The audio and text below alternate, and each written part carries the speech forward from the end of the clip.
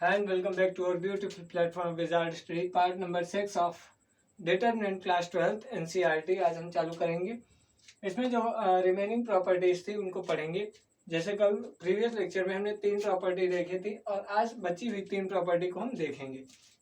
उससे पहले रिवाइज कर लेते हैं प्रीवियस चैप्टर में प्रीवियस टॉपिक की 3 प्रॉपर्टी थी क्या। पहली प्रॉपर्टी ये था, if the rows or columns are interchanged then the sign of then the value of determinant are constant। ठीक है, अगर सारी रोज और कॉलम्स को इंटरचेंज कर देंगे तो उसके बाद जो डिटरमिनेंट की वैल्यू आएगी वो कांस्टेंट रहेगी, मतलब कोई चेंज नहीं होगा इसमें। ठीक है, और दूसरी क्या थी, अगर दो रोज और कॉलम्स को इंटरचेंज करेंगे तो साइन और क्या हो जाएगा, चेंज हो जाएगा। वैल्यू ऑफ डिटरमिनेंट का साइन जो होगा वो चेंज हो जाएगा। दो रोज और कॉलम को इंटरचेंज करेंगे तो जो साइन होगा वैल्यू का वो चेंज हो जाएगा। ठीक है, तीसरी प्रॉपर्टी क्या थी, अगर कोई दो रो या कोई दो कॉलम आपके सेम आ जाते हैं तो वैल्यू ऑफ डिटरमिनेंट क्या हो जाएगी, जीरो हो जाएगी। वैल्यू ऑफ डिटरमिनेंट क्या हो जाएगी, जीरो हो जाएगी।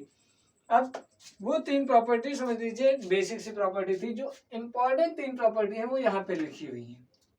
यहाँ पे जितनी भी 3 प्रॉपर्टी लिखी गई हैं बहुत ही ज्यादा इंपॉर्टेंट प्रॉपर्टी है, तो आपको पढ़ना बहुत ही अच्छे से है ये प्रॉपर्टी। ठीक है, चलिए प्रॉपर्टी नंबर 4 को देखते हैं क्या लिखा है।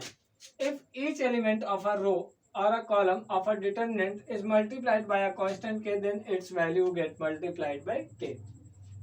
और क्या है समझाता हूं मैं। क्या लिखा है, if each element of a row, अगर किसी रो के या किसी कॉलम के हर एक एलिमेंट को किसी भी कांस्टेंट k से मल्टीप्लाई किया जा रहा है तो जो उसके बाद हम लोग वैल्यू निकालेंगे डिटरमिनेंट की वो भी हमारी k से मल्टीप्लाई होगी, ये कहा गया है।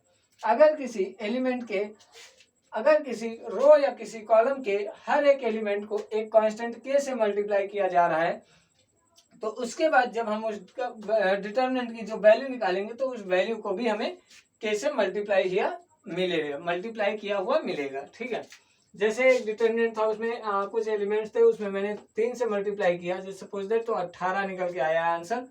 तो जब डिटरमिनेंट निकालेंगे ना उसमें भी 3 से हमारा निकल के आएगा। ठीक है, 3 छंगा 18 हो जाएगा। ठीक है, मतलब 3 हमारा उससे भी मल्टीप्लाई होगा, वैल्यू से भी। ठीक है, ये कहा गया है।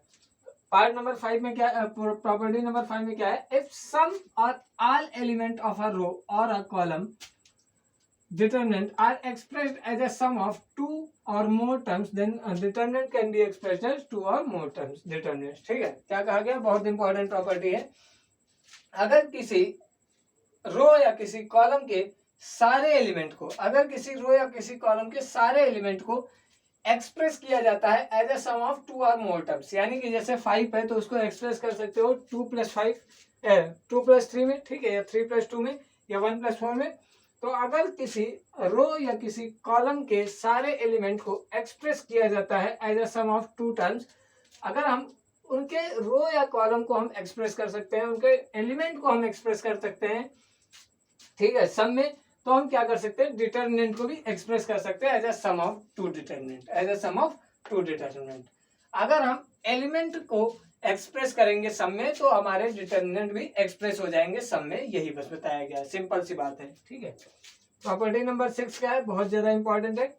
If to each element of any row और column of a determinant the equimultiples of corresponding element और अदर रो और column are added then the value of determinant remains same. देखिए बहुत इंपॉर्टेंट चीज है, क्या कहा गया है, if to each element of any row और अ कॉलम, हर एक एलिमेंट को, किसी भी रो या किसी भी कॉलम के हर एक एलिमेंट को अगर हम किसी भी उसी डिटरमिनेंट के रो या कॉलम के इक्वी मल्टीपल से हम उसको ऐड कर देते हैं, इक्वी मल्टीपल से मल्टीप्लाई करके उसको ऐड कर देते हैं, तो हम क्या करेंगे, जब उसके बाद हम उसकी वैल्यू जब निकालेंगे तो हमारी वैल्यू में कोई फर्क नहीं होगा, वैल्यू हमारी सेम आएगी। ठीक है, क्या बोला गया, if to each element of any row और column of a determinant the equimultiples of corresponding element of other row और कॉलम। अदर रो और कॉलम क्यों कह रहा है, यानी कि सेम रो और कॉलम नहीं, अदर रो और कॉलम। जैसे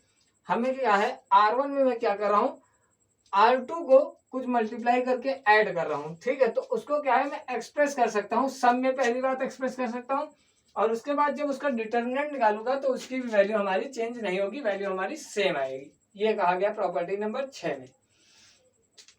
तो अगर इसमें थोड़ी सी भी कंफ्यूजन है तो जब क्वेश्चन करेंगे, हर एक एग्जांपल को क्वेश्चन को करेंगे तो आपको जरा सा भी कंफ्यूजन होगी तो उसमें क्लियर आउट मिल जाएगा। ठीक है, वैसे मैं बताना चाहता हूँ, सबसे पहली बड़ी बात यह है कि मैं हर एक प्रॉपर्टी को अलग अलग कल से कराऊंगा। ठीक है, जैसे पहली प्रॉपर्टी लिखूंगा उसके ऊपर एग्जाम्पल अलग, दूसरी प्रॉपर्टी उसके ऊपर एग्जाम्पल अलग, तीसरी प्रॉपर्टी उसके ऊपर एग्जाम्पल अलग, चौथी, पांचवी, छठी सेम एग्जाम्पल डिफरेंट डिफरेंट रहेगा। ठीक है, तो परेशान होने वाली कोई बात नहीं है। फिलहाल मैंने सोचा भी था यही शुरुआत में, लेकिन मुझे ये लगा सही करवाना होगा, तो ये भी आप एक पास पे लिख लीजिएगा, अपने नोट में एक जगह लिख लीजिएगा। ठीक है, उसके बाद प्रॉपर्टी नंबर 1 डाल के प्रॉपर्टी नंबर 2 डाल के अलग अलग सेपरेट वीडियो में करें तो ज्यादा अच्छे से आपको समझ में आएगा। ठीक है, मिलते हैं अगले लेक्चर में। कैसा लगा लेक्चर जरूर बताइएगा कमेंट करके।